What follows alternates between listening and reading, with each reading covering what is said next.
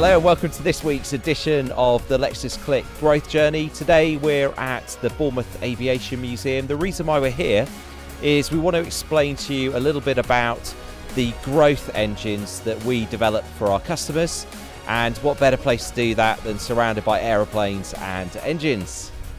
We're currently working on designing a growth workshop that we're running with a potential customer next week, and we're also in the process of onboarding a customer at the moment.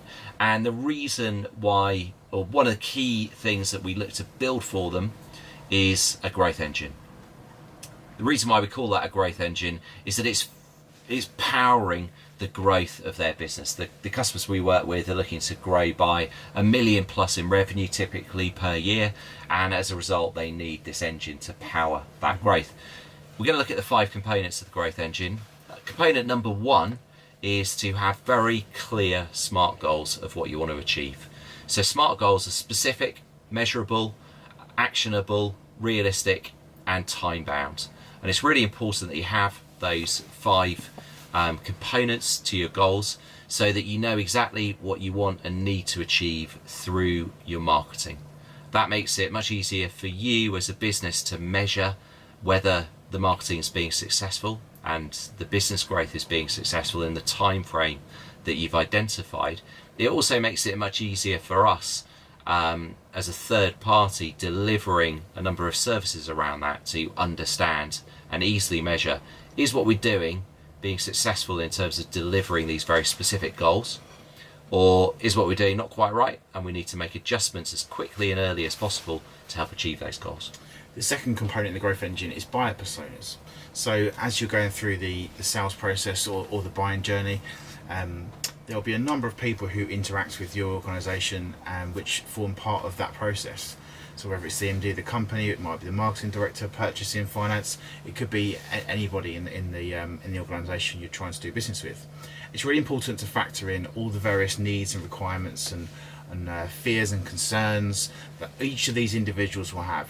That will enable you to target your marketing messages specifically to all these different people. You might have different elements of your marketing campaigns which would be targeting the finance guy and talking about the numbers and how it would impact that, and then you might have different parts of your campaign which might be targeting other people in the business, and again really honing in on exactly what it is that they want to know and the things that they are looking to address within their role in the business. Yeah.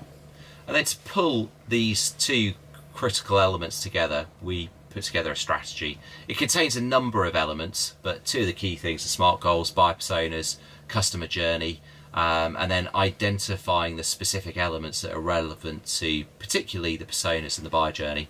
Pull that together.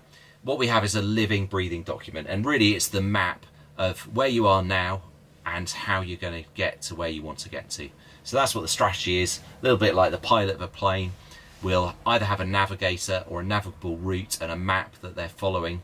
The strategy is your map to get to the destination of this business growth that you're looking to drive.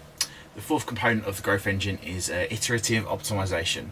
It's a bit of a mouthful, but ultimately what it's trying to do is to change your business and learn and quickly find out what works and what doesn't work. There's a saying in marketing, 50% of my marketing is working, but I don't know which 50%. So that's kind of the opposite to what it is that we're trying to figure out here. We really want to hone in on exactly what's working, and we want to experiment on a regular basis to try and learn what works and what doesn't work. We'll start off on a 90-day kind of cycle.